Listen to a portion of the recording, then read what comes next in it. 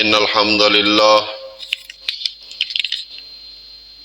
وحدہ والصلاة والسلام علی من لا نبی بعدہ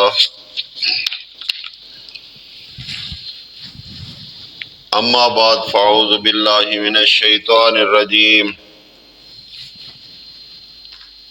بسم اللہ الرحمن الرحیم قد افلح المؤمنون الذین هم فی صلاتهم خاشعون والذین هم عن اللغو معرضون والذین هم للزکاة فاعلون والذین هم لفروجهم حافظون الا علی ازواجهم او ما ملکت ایمانهم فانہم غیر ملومین۔ سورہ المومنون قرآن مبین کی 23 نمبر سورت ہے۔ یہ سورہ مکی ہے اور مکہ کے اندر جتنی بھی سورتیں نازل ہوئی ہیں ان کے اندر دو چیزوں کا اہم تذکرہ رہا ہے: ایمان باللہ، ایمان بالرسول۔ جب تک ان دو چیزوں کو صحیح معنوں میں تسلیم نہیں کیا گیا اس وقت تک دوسرے اعمال کی فرضیت نہیں رکھی گئی۔ ایمان باللہ کے اندر وہ تمام احکامات اللہ کی طرف سے جو اس انسان کے لیے اتارے گئے، پھر اس کے ساتھ وہ تمام خصوصیات، وہ تمام صفات جو اللہ اکیلے کے لیے ہونی تھی جب تک وہ منوا نہیں لی گئی، پھر رسول جو کہ اللہ کا منتخب اور اللہ رب العزت کا پسندیدہ،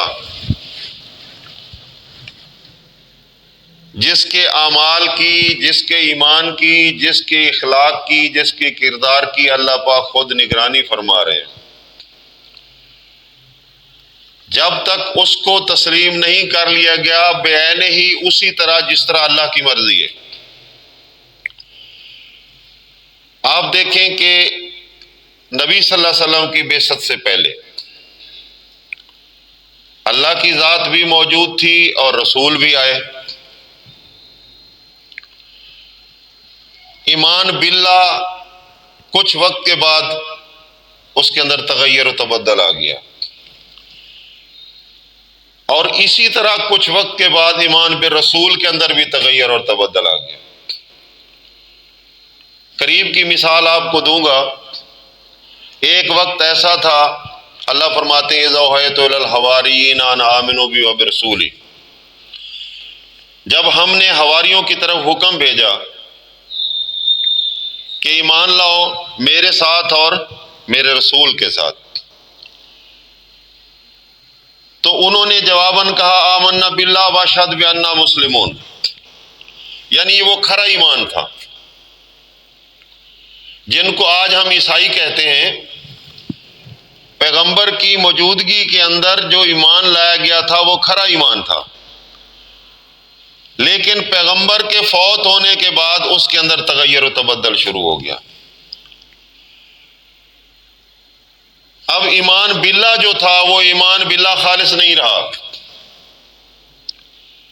تعارف تو اللہ کی ذات کا رہا کہ اللہ ہے، لیکن اس کو احد نہیں سمجھا گیا۔ اس کے اندر مخلوق کو شامل کیا گیا، جیسے کہ مسیح علیہ السلام کو ابن اللہ کہہ دیا گیا، اس کی والدہ محترمہ کو نعوذ باللہ من ذالک اللہ کی بیوی ٹھہرایا گیا، اب اس غلطی نے کیا کیا کہ ترقی سے تنزلی کی طرف آ گئے. قرآن حکیم آپ پڑھیں گے، اللہ فرماتے ہیں یا اہل الکتاب لم تکفرون بآیات اللہ، یا اہل الکتاب لم تصدون عن سبیل اللہ، یا اہل الکتاب لم تلبسون الحق بالباطل. یہ کیوں کہا جا رہا ہے؟ یہ تو وہ لوگ تھے جنہوں نے کہا تھا آمنا باللہ واشہد بأننا مسلمون، ہم اللہ کے ساتھ ایمان لائے ہیں، گواہ رہو. تو ایمان باللہ کے اندر جب ملاوٹ آئی تو آٹومیٹک ایمان بالرسول کے اندر بھی ملاوٹ آ گئی. کسی نے اللہ کہہ دیا، کسی نے رسول کو مجنون کہہ دیا. اب دیکھیں کتنا اتار چڑھاؤ ہے. یہ سب کچھ کیوں ہوا؟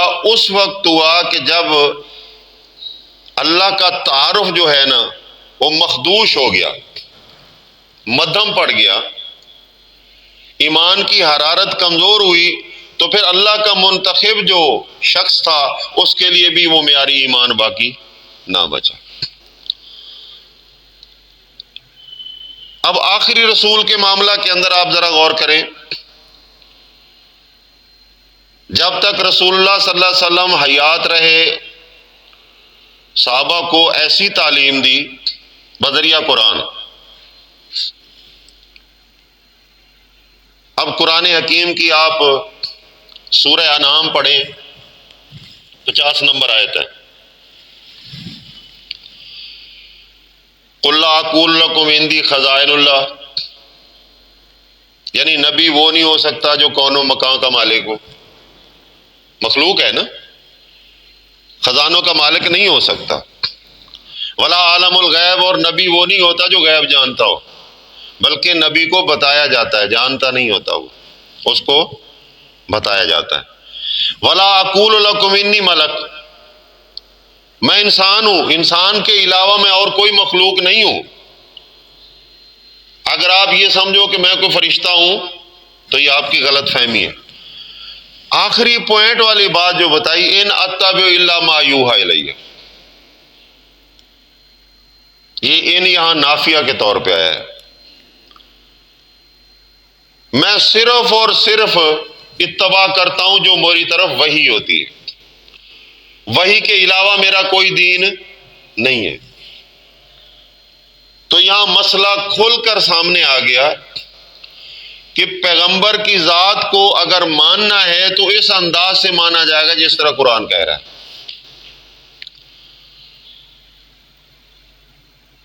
تو مکی صورتوں کے اندر آپ دیکھیں گے ایمان باللہ اور ایمان بالرسول جو ہے اس کی بار بار آپ کو تکرار ملے گی. جب یہ لوگ اس کے قائل ہو جائیں گے تو پھر ان کو فکر آخرت دی جائے گی کہ اس دن سے ڈرو جس دن چہرے بگڑ جائیں گے، اس دن سے ڈرو جو 50,000 سال کا دن ہے، اس دن سے ڈرو. قرآن نے بڑا عجیب نقشہ کھینچا ہے، یوم تری الناس سکارا، تو دیکھے گا لوگ مدہوش ہوں گے، پاگل ہوں گے. قیامت کے دن لوگ پاگل ہوں گے، مدہوش ہوں گے. ایک روایت کے اندر آتا ہے یوشر الناس عوراتن عفاتن غرلا، لوگ جمع کیے جائیں گے، ننگے ہوں گے، بغیر لباس کے ہوں گے اور بغیر ختنہ کے ہوں گے. سوال کیا گیا اللہ کے رسول یہ کیسے ممکن ہے؟ عورتیں ہوں گی، مرد ہوں گے، تو یہ کیسے ممکن ہے؟ تو رسول اللہ صلی اللہ علیہ وسلم نے فرمایا کہ اس وقت کسی کو یہ خبر نہ ہوگی کہ میرے ساتھ کون کھڑا ہے، کون چل رہا ہے، کون دوڑ رہا ہے. انسان مدہوش ہوگا. تو بے ہوش پہ شریعت لاگو نہیں ہوتی. پھر فرمایا جب بچہ پیدا ہوتا ہے، کیونکہ قرآن کہتا ہے وہ یبدئ و یعید، وہی اللہ ابتدا کرتا ہے، وہی اسی طرح دوبارہ پلٹائے گا، یعنی جس نے پیدا کیا ہے دوبارہ پیدا بھی وہی کرے گا۔ تو پہلے پیدا کیسے ہوا؟ بغیر لباس کے ہوا، بغیر ختنہ کے ہوا، غیر شریعت کا مکلف ہوا۔ جب تک وہ بالغ نہیں تھا اس وقت تک شریعت کا وہ مکلف نہیں رہا۔ تو آخرت ہمیں پھر اس دن سے ڈراتی۔ ایمان باللہ اور ایمان بالرسول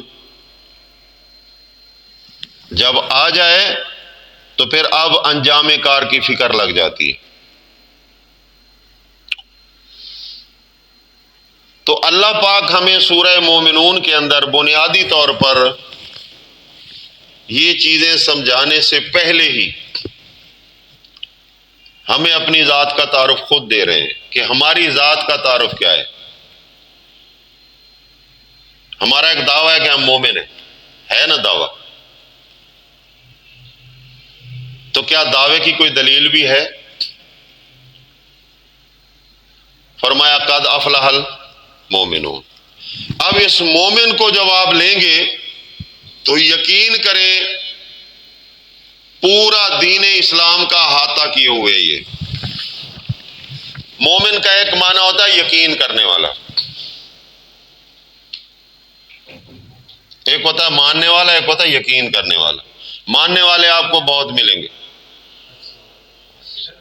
انگریز بھی گاڈ مانتا ہے لیکن یقین نہیں ہے۔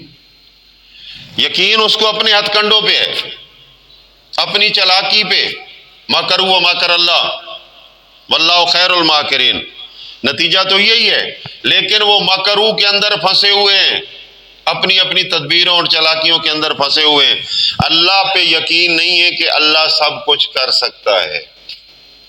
آپ نے سنا ہوگا ایک جملہ بولا گیا تھا، ایک بہت بڑا جہاز بنایا گیا جس کو تھنک ٹنک کہتے تھے یا پتہ نہیں ایسا ہی تھا نام۔ تو جب وہ مکمل ہوا تو اس کی اتنی سیفٹی تھی کہ دعویٰ کیا گیا کہ اگر اس کو اللہ بھی ڈبونا چاہے تو یہ ڈوب نہیں سکتا۔ تو نتیجہ کیا نکلا؟ وہ ملا ہی نہیں، سمندر میں ایسی جگہ غرق ہوا کہ وہ ملا ہی نہیں۔ یہ یقین کی بات ہوتی ہے۔ ایک صحابی اللہ کے رسول صلی اللہ علیہ وسلم کے پاس آتا ہے اور کہتا ہے اللہ کے رسول ایک کاہن نے مجھے کہا تھا کہ فلاں دن اس وقت اس جگہ کے اوپر بارش ہوگی۔ تو اللہ کے رسول وہ تو ہو گئی۔ تو رسول اللہ صلی اللہ علیہ وسلم نے فرمایا کہ جو اس نے کہا تھا وہ شیطانیت تھی، جو کچھ ہوا ہے یہ رحمان نے کیا ہے۔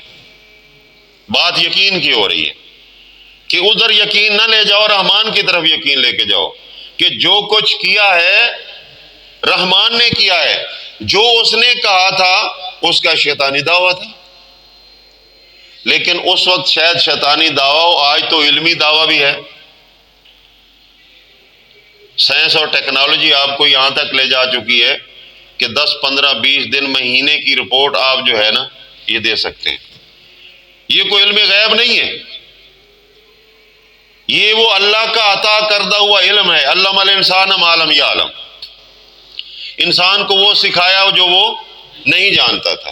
یعنی اس میں کوئی ذاتی کسی کا کوئی کردار نہیں ہے، لیکن اصلاح جو ہوتی ہے موقع محل کے مطابق ہوتی ہے۔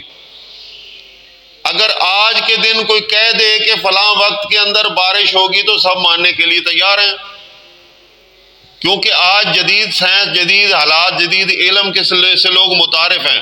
لوگ کہیں گے ٹھیک ہے، ہو سکتی ہے، اللہ نے علم جو دیا ہے، ذرائع جو موجود ہیں۔ لیکن اس وقت اللہ کے رسول صلی اللہ علیہ وسلم نے یقین کو کتنا مضبوط کیا اپنے ساتھی کے کہ جو اس نے کہا تھا وہ شیطانی دعویٰ تھا، جو کیا گیا ہے وہ رحمان کی طرف سے۔ تو مومن کا معنی کیا ہے؟ یقین کرنے والا۔ آج اسی یقین کو لے کر ہم چلتے ہیں۔ ایک موٹی سی مثال ہر بندہ کہتا ہے عزت ذلت اللہ کے پاس ہے، کہتا ہے، لیکن عمل کیا ہے؟ آپ کے ملک کے اندر جو ایک طوفان برپا ہوا ہے، غیر اللہ کی پوجا یہ بھی پوجا ہے. فلانا ہمارا ممبر بن جائے تو ہمارے مسئلے حل ہو جائیں گے، فلانا ہمارا MNA بن جائے تو ہمارے مسئلے حل، پوری برادری جو ہے وہ قوت والی ہو جائے گی، فلاں ہو جائے گا، نوکریاں ملیں گی، یہ کریں گے وہ کریں گے. جو کچھ بھی آپ پوچھ لیں جا کر بالکل گردان رٹی ہوئی آپ کو مل جائے گی. اب بتائیے ذرا کہ آنے والے وقت کی جو آپ کوشش کر رہے ہو، اب تو نہیں ہے نا، ابھی بنے گا، بننے کے بعد پھر وہ آپ کے کام آئے یا نہ آئے، مر بھی سکتا ہے. زندگی تو اس کے ہاتھ میں نہیں ہے نا، موت بھی اس کے ہاتھ میں نہیں ہے، مر بھی سکتا ہے. وہ بھائی قارون مال سمیٹتا رہا، جب ٹھاٹ باٹ سے استعمال کرنے کا وقت آیا تھوڑا ہی استعمال کیا، اللہ کو غصہ آیا، اس نے زمین کے اندر دھسا دیا. حیران تو ہے ان لوگوں پہ ہو رہا ہوں جو لوگ دیوانے اور پاگل ہو چکے ہیں. یقین کریں اتنے دیوانے اگر آخرت کے بارے میں ہوتے تو دنیا میں ولی اللہ کی کوئی کمی نہ ہوتی. اللہ پہ یقین ہے ہی نہیں. دن رات جلسے سجائے جا رہے ہیں، بینر لگ رہے ہیں، نعرے لگ رہے ہیں. اور میں افسوس کرتا ہوں ایسے مومنین کے اوپر جو لوگوں کو سناتا پھرتا ہے کہ اللہ کا حکم ہے وہ تو عز من تشاء و تذل من تشاء،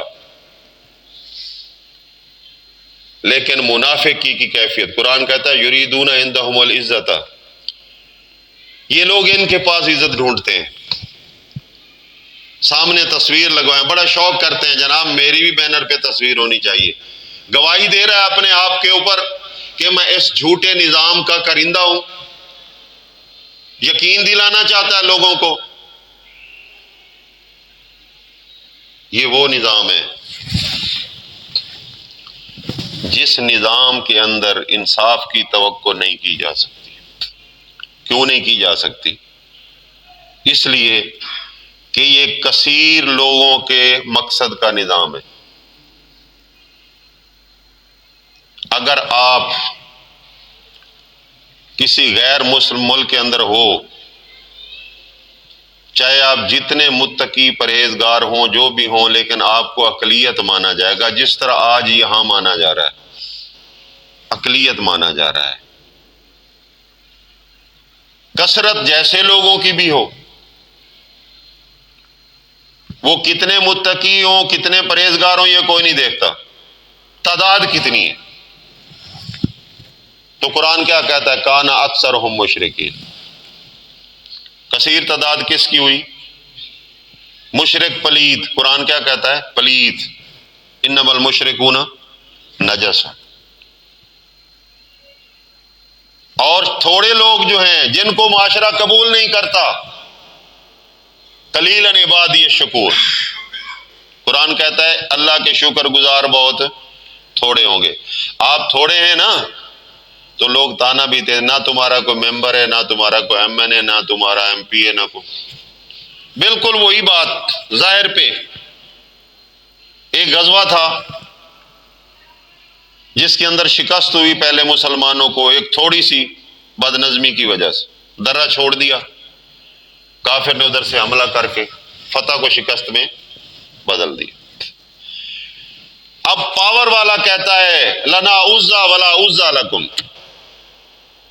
عزا کو برا شخص نہیں، یہ بھی اللہ کی مخلوق میں سے ہے، نہ ابلیس کا نام عزا ہے. یہ جو اہل عرب نے اپنے الہ بنائے ہوئے تھے ان کے اندر عزا بھی تھا اور نیلا بھی تھا، حبل بھی تھا. یہ نیک لوگوں کی تصویریں بنائی ہوئی تھی. وہ کہتا ہے لنا عزا ولا عزا لکم، ہمارا مشکل کشا عزا ہے، تمہارا مشکل کشا نہیں ہے. رسول اللہ صلی اللہ علیہ وسلم زخموں سے چور ہیں. صحابہ پوچھتے ہیں اللہ کے رسول کیا جواب دیں؟ اللہ کے رسول کھڑے ہو گئے اور کہا زور لگا کے کہو اللہ مولانا ولا مولا لکم. تم کس عزا کی بات کرتے ہو؟ ہمارا مددگار تو اللہ ہے. یہ یقین کی بات ہے. ہمارے اسلاف جن کو ہم اسلاف مانتے ہیں، رسول اللہ صلی اللہ علیہ وسلم اور صحابہ رضی اللہ عنہم اجمعین، ان کے اسلاف پتہ نہیں کون کون ہیں، ان کے لیے کوئی ایمان کی سند بھی نہیں ہے۔ جن کو ہم اسلاف مانتے ہیں ان کی اللہ خود سند نازل کرتا ہے۔ دیکھیں قرآن کہتا ہے یاسین والقرآن الحکیم انک لمن المرسلین، سند ہے یا نہیں؟ پھر صحابہ کی باری آ گئی، اللہ فرماتا ہے اولئک هم الراشدون، یہ کامیاب لوگ ہیں۔ پھر فرمایا لقد رضی اللہ عنہم ورضوا عنہ، اللہ ان پہ راضی ہو گیا، اللہ ان کو راضی کر دے گا۔ بتاؤ تمہاروں کی سند کہاں ہے؟ تو آج جو کثرت کے پیچھے لگے ہوئے اس نظام کو قبول کر رہے ہیں، یاد رکھیے نظام صرف اللہ کا چلے گا۔ یہ بات ٹھیک ہے کہ آپ نظام نہیں بنا رہے، آپ کے پاس پاور نہیں ہے، آپ کو لوگ نہیں مل رہے، معاشرہ لالچ کے اندر جا چکا ہے، لیکن یہ بھی کیا عقل مندی کی بات ہے کہ آپ جدھر لوگ بہے جا رہے ہیں سیلاب میں، آپ بھی ادھر ہی بہتے چلے جاؤ یا اپنا دفاع کرو۔ اگر آپ کی آنکھوں کو دیکھنا نصیب نہ ہوا کہ اللہ کا اقتدار ہوگا، اللہ کا حکم ہوگا، اللہ کا فیصلہ چلے گا، اگر نصیب نہ ہوا تو نہ صحیح، لیکن تمہاری اپنی جان تو بچ جائے گی۔ مومنین کے اندر بڑے جھگڑے ہو رہے ہیں، میں تو فلاں کو ووٹ دوں گا۔ ووٹ کا مطلب کا پتہ ہے؟ ووٹ کا مطلب یہ ہے کہ سفارش کرنا، تائید کرنا، رسپیکٹ کرنا۔ قرآن کہتا ہے من یشفع شفاعۃ سیئۃ یکن لہ نصیب منها ومن یشفع شفاعۃ سیئۃ یکن لہ کفل منها۔ اگر آپ اچھی تائید کریں گے تو اس کے حصے دار بنیں گے، آپ اگر بری تائید کریں گے تو حصے دار بنیں گے یا نہیں بنیں گے؟ یہ نظام اچھا ہے یا برا ہے جو چل رہا ہے؟ آپ سے پوچھتا ہوں، جہاں سود کا بھی اختیار، اللہ کے رسول صلی اللہ علیہ وسلم نے فرمایا علی رضی اللہ تعالیٰ عنہ کو کہ جو قبر اونچی نظر آئے اس کو زمین کے برابر کرو، جو تصویر نظر آئے اس کو مسمار کر دو۔ یہاں یہ نظام حکومت ٹھیکے دیتا ہے، پورا محکمہ موجود ہے، محکمہ اوقاف کا، وہ کیا کرتا ہے؟ اسی کی کمائی، مزاروں کی حفاظت کرتے ہیں وہ۔ اللہ کہتا ہے جو سود لے دے وہ اللہ کے ساتھ جنگ کرے، اور یہاں پورا چل رہا ہے، پوری فکسنگ کے ساتھ چل رہا ہے، پورا نظام اسی طرح ہے۔ کیا کرو گے؟ اچھا تائید کرنی چاہیے، ان کو آگے لے جائیں کہ یہ بھی سود والوں کے ساتھ شامل ہو جائیں۔ میرے پاس بھی اکثر لوگ آتے ہیں، وہ جی امانت ہے جی قوم کی۔ اچھا جو تمہارے پاس اللہ کی امانت ہے اس کا کیا بنے گا؟ یہ لا الہ الا اللہ محمد رسول اللہ، یہ امانت آپ نے اٹھائی ہے یا نہیں اٹھائی؟ یہ بار امانت تم نے پھینک رکھا ہے، اور ایسی امانت کر رہے ہو جس میں تمہاری کوئی ویلیو ہی نہیں ہے۔ ہاں میں نے کہا آپ کا آیا ہوا لاکھ درجے بہتر ہے، آؤ، لیکن میں آپ کو رائے دیتا ہوں کہ الیکشن نہ کرو، سلیکشن کرو۔ سلیکشن اسلام میں جائز ہے۔ 1000 بندے میں سے کوئی ایک بندہ آپ کو متقی نظر آئے، آپ اس کے کندھے پہ ہاتھ رکھو، میاں اللہ کی مدد سے یہ کام شروع کرو، آپ اس لیے ہمیں اچھے نظر آئے۔ یہاں تو 51 بدماش ہیں، 49 متقی ہیں، متقی کو دھکا دیا جائے چلو پیچھے، تم اس قابل ہی نہیں ہو۔ پھر آپ دیکھیں قرآن کہتا ہے اگر عورت کی شہادت ہو تو 2 عورتیں، مرد کے مقابلے میں 2 عورتیں۔ اس نظام میں شہادت عورت مرد کی برابر ہے یا نہیں ہے؟ کیا پاور اتنی ہے یا نہیں ہے؟ جو مرد کی پاور ہے اتنی عورت کی پاور ہے۔ یہ کون سا نظام ہے؟ پھر آپ دیکھتے ہو کہ وہاں کیا ہوتا ہے۔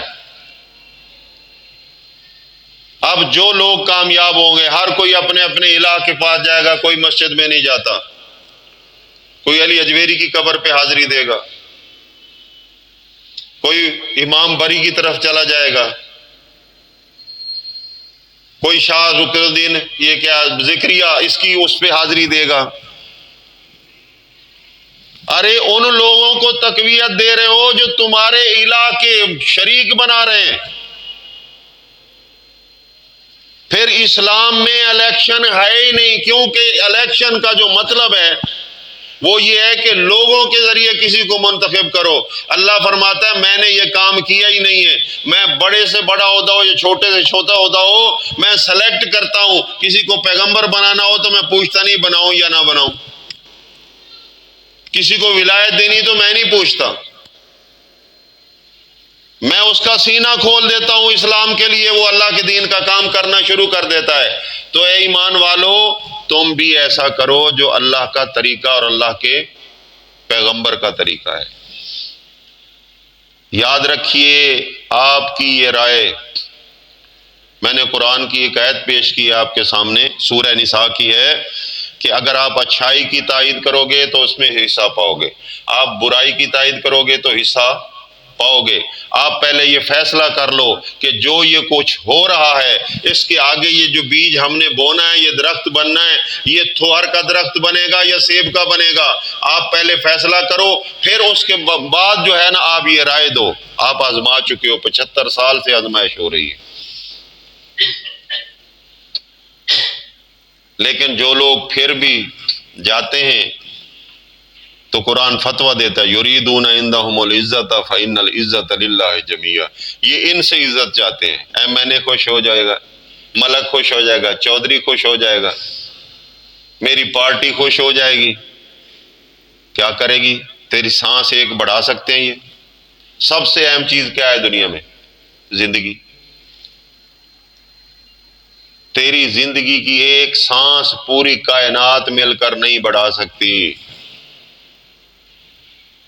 جس کے ہاتھ میں تیری زندگی موت ہے، تیرا رزق ہے، اس کی نافرمانی کرتا ہے، اس کے پروگرام، اس کے پورے منصوبے کو فلاپ کرنے کی کوشش کرتا ہے، اس کے دشمنوں کا ساتھ دیتا ہے، دنیا کو کہتا بھی رہے شیطان کا ساتھ نہ دو، یہ اللہ کا بھی دشمن ہے، یہ اللہ کا بھی دشمن ہے، مومن کا بھی دشمن ہے، اور تو خود اس شیطان صفت کا ساتھ دے رہا ہے جو اللہ کے نظام کے اندر بگاڑ پیدا کرنا چاہتا ہے۔ وہ کیا کریں جی، مجبوری ہے جی۔ جہاد کس چیز کا نام ہے؟ جہاد مومن پہ فرض ہے یا نہیں ہے؟ فرض ہے، تلوار والا نہیں، کوشش والا، جد و جہد والا، محنت والا۔ اور اللہ پاک فرماتا ہے بشر الصابرین،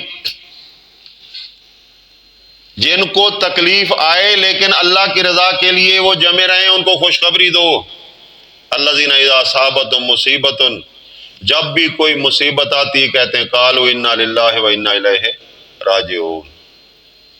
پھر اعزاز کیا ہے؟ اولئک علیہم صلوات من ربہم، یہ وہ لوگ ہیں ان کے رب کی طرف سے پھر ان کی رحمتوں کی بارش ہوتی ہے ان کے اوپر۔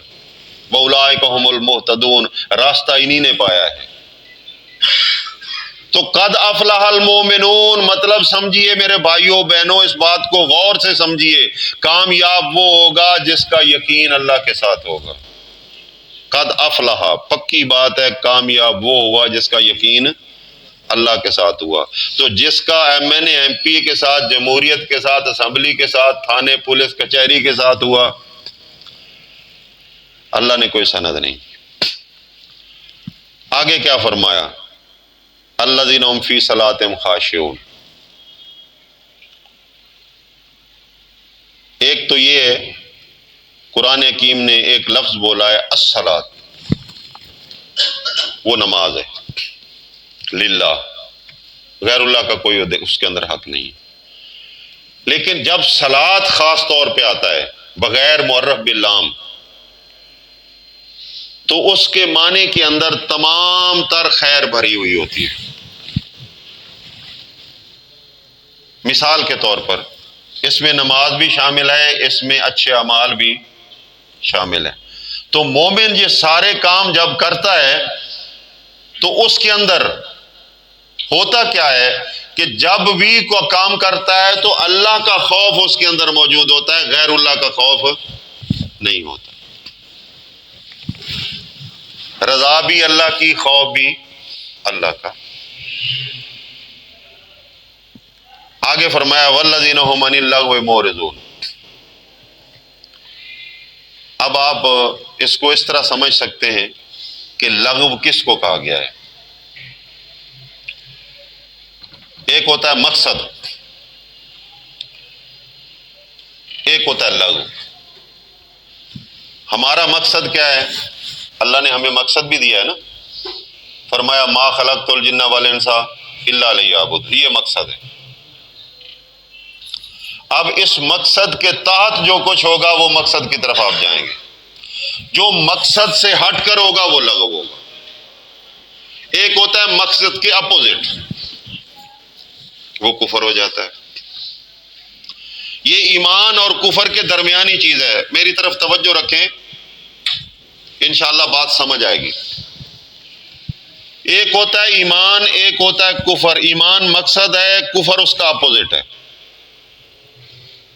ان دونوں کے درمیان ایک چیز ہوتی ہے، وہ ہوتا ہے لغو،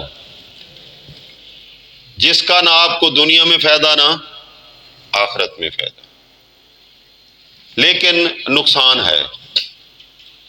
مثال کے طور پر یہ کان اللہ نے دیے کیا سننے کے لیے؟ اچھائی یا برائی؟ اچھائی۔ اگر کوئی اس سے برائی سنے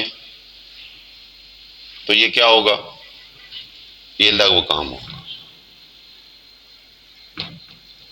یہ آنکھ اللہ نے دیکھنے کو دی ہے، اس کا مقصد یہ اچھائی دیکھو، برائی سے اعراض کرو۔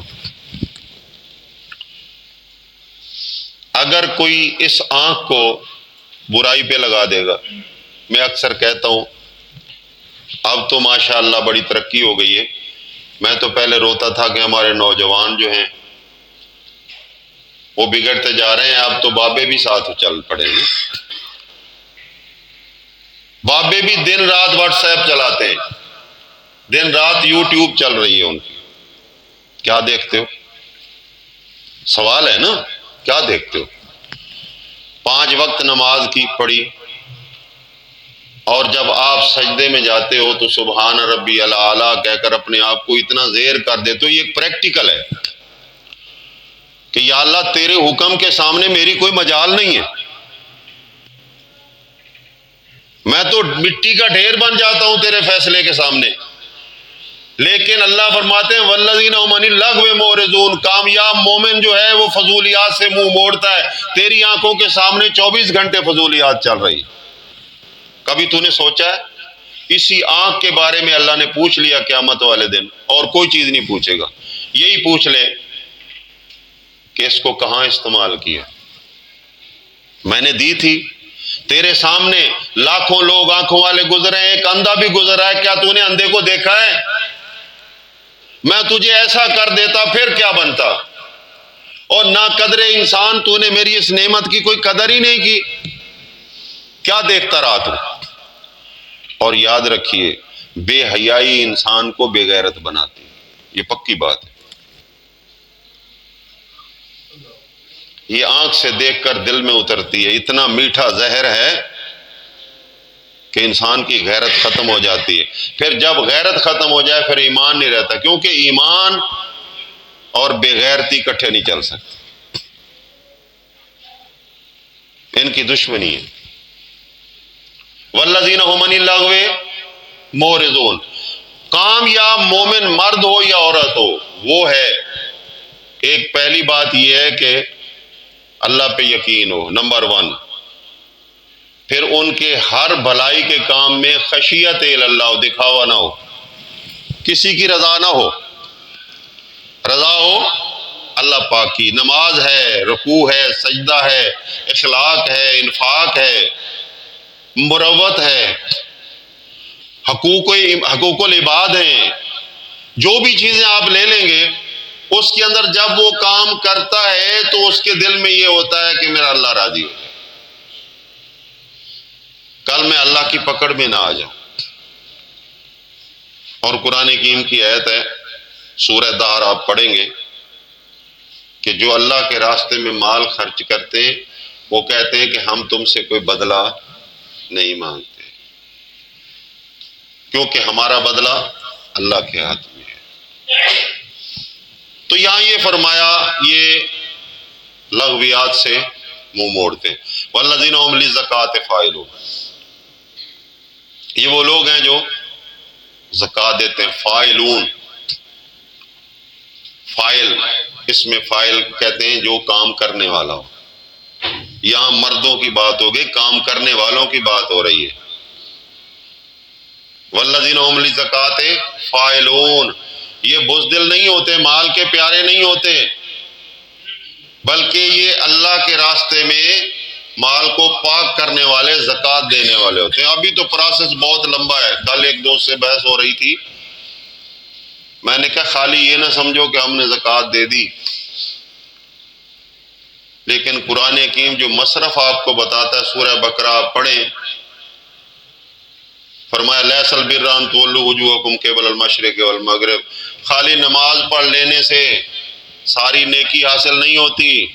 نماز نیکیوں کا حصہ ضرور ہے، لیکن نیکیاں اور بھی ہیں۔ وَلَٰكِنَّ الْبِرَّ مَنْ آمَنَ بِاللَّهِ، اصل نیکی کی بنیاد یہاں رکھی جاتی ہے جو اللہ پہ یقین کرے، غیر اللہ کا یقین ختم کر دے۔ وَالْيَوْمِ الْآخِرِ، پھر اللہ کی بارگاہ میں پیشی کا پورا یقین ہو۔ وَالْمَلَائِكَةِ وَالْكِتَابِ وَالنَّبِيِّينَ، پھر کتاب پہ ایمان، فرشتوں پہ ایمان، اور سارے نبیوں پہ ایمان۔ آگے آت المال علی حبہ، ایک بندہ کسی کو قرض دیتا ہے، اس کا دیا ہوا قرض واپس کرتا ہے، تو برابر ہو گیا نا، اس میں نہ محبت ہے نہ کوئی چیز ہے۔ ایک بندہ بڑھ کے دیتا ہے، نہیں جی میرا نہیں بنتا، نہیں بھائی لے لو لے لو، یہ آپ کا ہی ہے، آپ لے لو، تو یہ ہے محبت۔ زکوٰۃ تو آپ نے حق ادا کیا ہے، لیکن آت المال علی حبہ، اس اللہ کی محبت میں اور مال بھی دینا ہے۔ اگر تیرے پاس وافر ہے تو کیوں نہیں دیتا؟ ذوی القربہ، قریب تیرے کون ہے یہ دیکھ لے، ایماندار قریب ہے، والدین قریب ہیں، بہن بھائی قریب ہیں، والیتامى، یتیم بھی ہیں، والمساکین، مسکن والے بھی ہیں جو بیچارے مانگتے نہیں ہیں لیکن بیٹھے ہوئے، نہ کام مل رہا ہے۔ آج کل کتنے لوگ ایسے ہیں مزدوری کرنا چاہتے ہیں، مزدوری نہیں مل رہی، گھر میں فاقے ہیں، یہ مسکین کی اس کے اندر آتے ہیں، مسکن سے ہے نا۔ وابن السبیل، مسافر کی بھی مدد کرنی، یہاں تو زکوٰۃ کی بات ہی نہیں ہو رہی۔ والسائلین، مانگنے والے کی بھی مدد کرنی ہے۔ وفی الرقاب، جو بیچارے پھنسے پڑے ہیں، قرضے کے نیچے دبے ہوئے ہیں، لوگ ان سے بیگار لے رہے ہیں۔ آپ نے کبھی دیکھا ہے بٹے پہ چلے جاؤ، مزدور ہوتے ہیں، بکے ہوئے ہوتے ہیں، ایک بٹے پہ وہ ہوتے ہیں، جب وہ بس ان کو بھگاتا ہے تو لے جانے والا ان کے لاکھوں دے کر اپنے بٹے پہ لاتا ہے، پھر وہاں ان سے بیگار لیتا ہے، پھر آگے بکتے ہوئے پھر آگے چلے جاتے ہیں۔ انسانیت کی وہ تذلیل ہو رہی ہے کہ شاید حیوانوں کی بھی نہ ہو، نہ ان کی عزتیں محفوظ ہیں، نہ بچے محفوظ ہیں۔ اور کئی دفعہ ایسے واقعات بھی ہوئے ہیں کہ اگر وہ بیچارے نہیں دے سکے، ان کو پکڑا اور بھٹے کے اندر، جلتے کے اندر دبا دیا گیا ہے، راکھ کر دیا گیا ان کو۔ کتنا ظلم ہو رہا ہے، لیکن یہاں تو حضرت صاحب زکوٰۃ دینے کے لیے تیار نہیں، ابھی حق تو باقی سارے پڑے ہوئے۔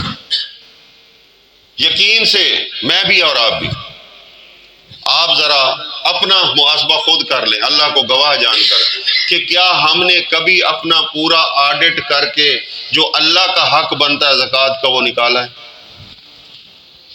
سوچیں، یہ نہیں ہاں نہ کریں، پردہ اللہ سب کا رکھنے والا ہے۔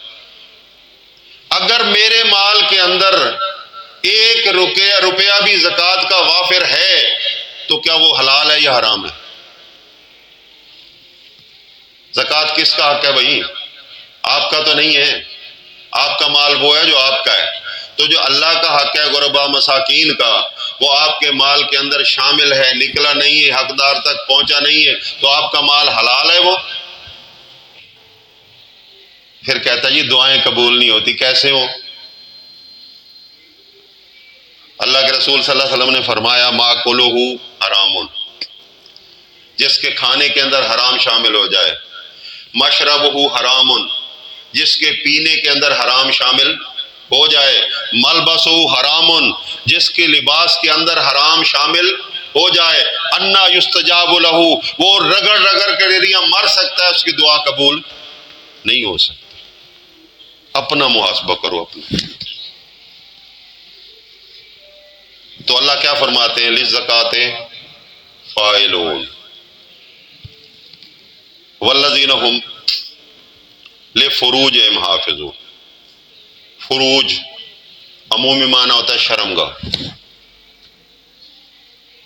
آج کل جو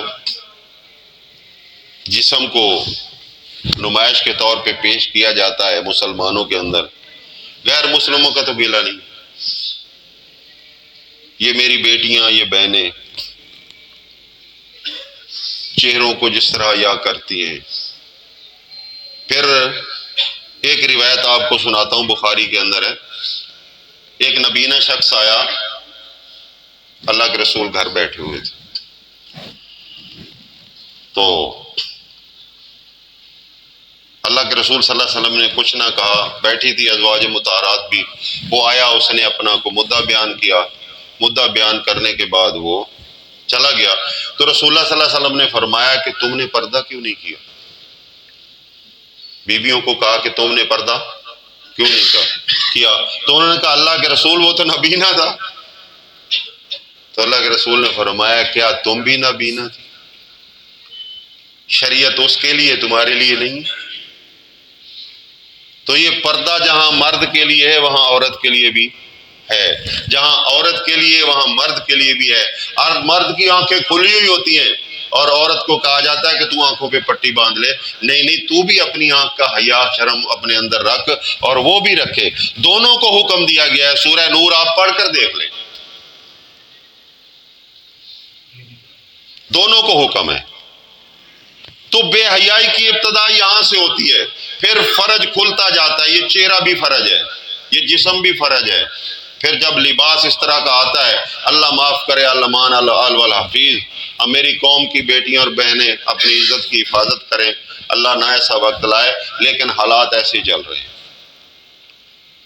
مومن نہیں ہے وہ جو اپنے فرج کی حفاظت نہیں کرتا، وہ مومن نہیں ہے۔ جو کامیاب مومن ہے کیا کرتا ہے؟ والذین هم لفروجہم حافظون، یہ محافظ ہوتا ہے، چوکیدار بن کے اپنی حفاظت کرتا ہے، اپنی آنکھ کی، اپنی سوچ کی، اپنے کان کی، اپنے جسم کی۔ اسی طرح مومنہ بہنیں، بیٹیاں جو ہیں وہ بھی اپنے ایمان کے ساتھ ساتھ اپنے ان ذرائع کی جو ہے وہ حفاظت کرتی ہیں۔ حالانکہ ماں ہونے کے باوجود کوئی مسلمان بغیرت مسلمان جس کے اندر غیرت موجود ہو، وہ یہ نہیں کہہ سکتا کہ امہات المومنین کے بارے میں کوئی ایسی غلط، ماں کے بارے میں کون کہے گا؟ لیکن اللہ رب العزت فرما رہے ہیں کہ اے پیغمبر کی بیویوں، جب بھی کسی مرد سے بات کرو تو من ورائے حجاب، سامنے آ کر نہیں بات کرنی۔ اس سے یہ ہوگا کہ تمہارے اندر تو تقوی موجود ہے، لیکن آنے والا شخص شاید ہو سکتا ہے اس کے اندر شیطان۔ تو یہ ساری اس برائی کی جڑ کاٹنے کے لیے اللہ فرماتے ہیں مومن جو ہوتا ہے وہ اپنے فروج کی حفاظت کرتا ہے۔ الا علی ازواجہم او ما ملکت ایمانہم فانہم غیر ملومین۔ ہاں، یہ معاملہ صرف بیویوں تک، خامند اور بیوی۔ اچھا، اس سے اگلی بات او ما ملکت ایمانہم، اتفاقی بات آ گئی ہے۔ ہمارے مسلمانوں کے اندر ہمارے مفسرین نے اور اہل اقوال لوگوں نے ایسی غلطی کی ہے، غلطی کہوں گا، سخت لفظ نہیں بولتے، کہ کہہ دیا کہ جو مل کے یمین یعنی جس کو لونڈی کہا گیا ہے وہ بغیر نکاح کے آپ رکھ سکتے ہو، اور اس پہ بڑے بڑے مناظرے، بڑی بڑی کتابیں، بڑے بڑے مسئلے۔ اوے اللہ کے بندو، عورت کسی غیر محرم کے لیے کب حلال ہوتی ہے؟ جب وہ نکاح میں آتی ہے۔ تو نکاح دونوں سے ہے۔ کیوں؟ اللہ پاک فرماتے ہیں کہ اگر تمہارے نکاح میں آ جائے، اس عورت سے غلطی ہو جائے تو اس کی سزا آدھی ہے۔ کیوں ہے؟ اس لیے کہ وہ وارثوں والی نہیں ہے، غلام ہے۔ اگر محسنات سے مراد یہ ہے کہ وہ خاندان والی ہے، کنبے قبیلے والی ہے، اگر اس کی نظر میں اپنے ماں باپ، اپنے میکے، اپنے بھائی، اپنے رشتہ داروں کی حیا نہیں رہی تو پھر اس کو 100 درے مارو۔ یہ تو مجبور ہے نا، غلام میں ہو سکتا ہے، اس سے مطلب زبردستی بھی ہو سکتی ہے یا کسی کے اس کی وجہ سے، تو اس پہ آدھی سزا دی گئی ہے، تو یہ سزا منکوحہ کے لیے ہے۔ لیکن ہمارے روایت والے کہتے ہیں کہ جو نکاح والی ہو اس کو سنسار کرو، سنسار کرو۔ قرآن کہتا ہے 100 کوڑے مارو۔ اب کس کی بات ٹھیک ہے؟ پورے قرآن میں سنسار کا ذکر نہیں ہے۔ اللہ کے رسول کے بڑے جید صحابی ہیں ابو ہریرہ رضی اللہ تعالیٰ عنہ، ان کی طرف جھوٹ منسوب کر کے کہا جاتا ہے کہ بندر اور بندریہ نے یہ فیل کیا تھا اور سارے بندر مل کر ان کو روڑے مار رہے تھے، تو ابو ہریرہ نے بھی رل کر ان کے ساتھ ان کو سنسار کیا۔ کیا صحابی رسول کی یہ شان ہے؟ کیا شریعت بندروں پہ لاگو ہوتی ہے؟ یہ حالات ہیں ہمارے علماء کے، ہمارے مفکرین کے۔ تو مل کے یمین جو ہے وہ عورت ہے جو ہجرت کر کے آ جائے یا کسی فتح کے اندر ملے، لیکن آپ اس کو بیوی بنائیں گے، نکاح کے اندر لائیں گے۔ نکاح کے علاوہ زنا ہے، یہ یاد رکھیں۔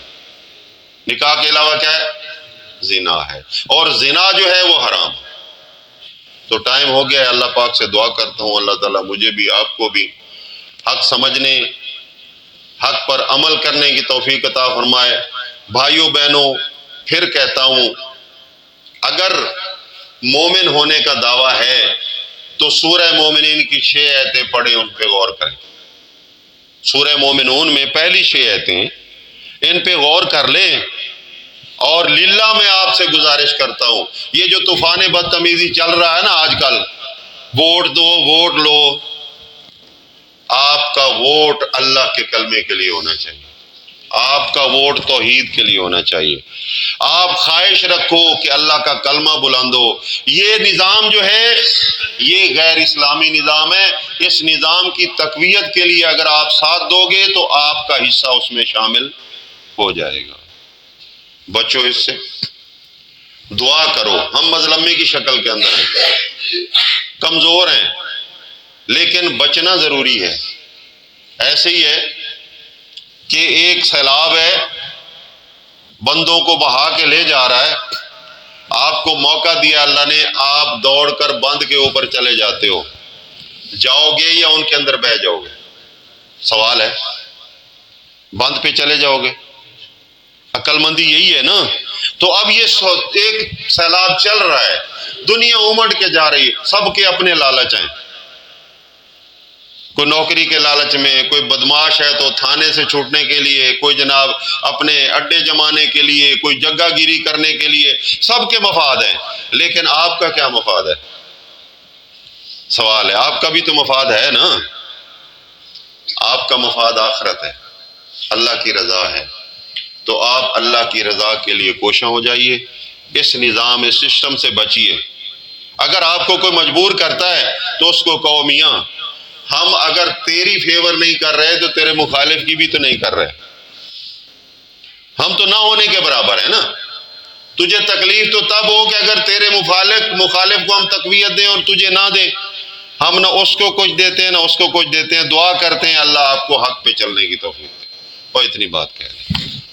سبحان ربک رب العزت عما یصفون وسلام علی المرسلین والحمد للہ رب العالمین۔